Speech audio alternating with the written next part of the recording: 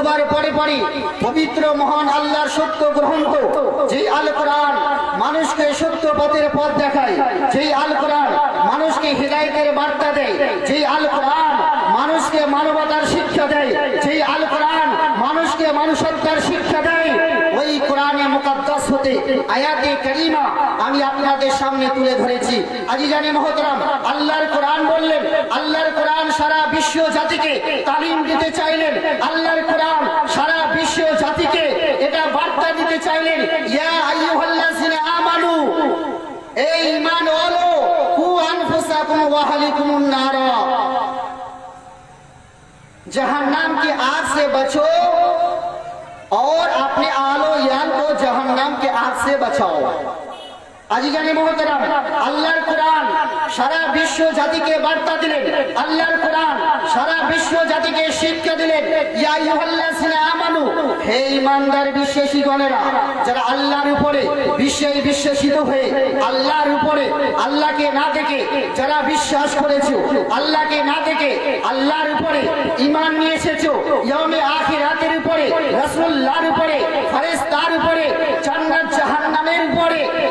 এবং নিজের ভাগ্যের ভালো মন্দের উপরে যারা ঈমান নিয়ে এসেছো, আল্লাহ তাবারক ওয়া তাআলা বললেন, ইয়া আইয়ুহাল্লাযিনা আমানু কু আনফুসাকুম ওয়া আহলিকুমুন নার,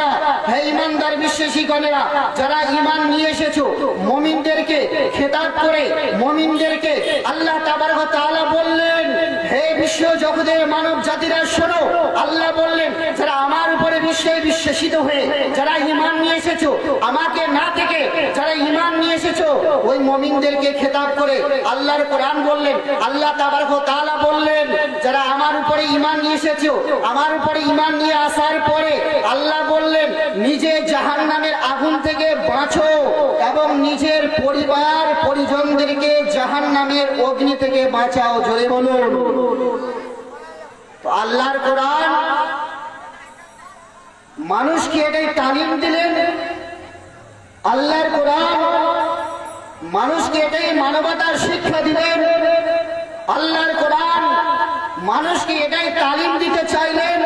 যারা আল্লাহর উপরে বিশ্বাসিত হয়ে যারা ঈমান নিয়ে এসেছো, ওই মুমিনদেরকে বললেন, তোমরা জাহান্নামের আগুন থেকে বাঁচো এবং নিজের আলো ইয়ালদের নিজের পরিবার পরিজনদেরকে জাহান্নামের আগুন থেকে বাঁচো। ওয়াকুদুহান নাস ওয়াল হিজারা, যেই জাহান্নামের জ্বালানি হবে মানব এবং পাথর, ওই জাহান্নামের আগুন থেকে বাঁচো।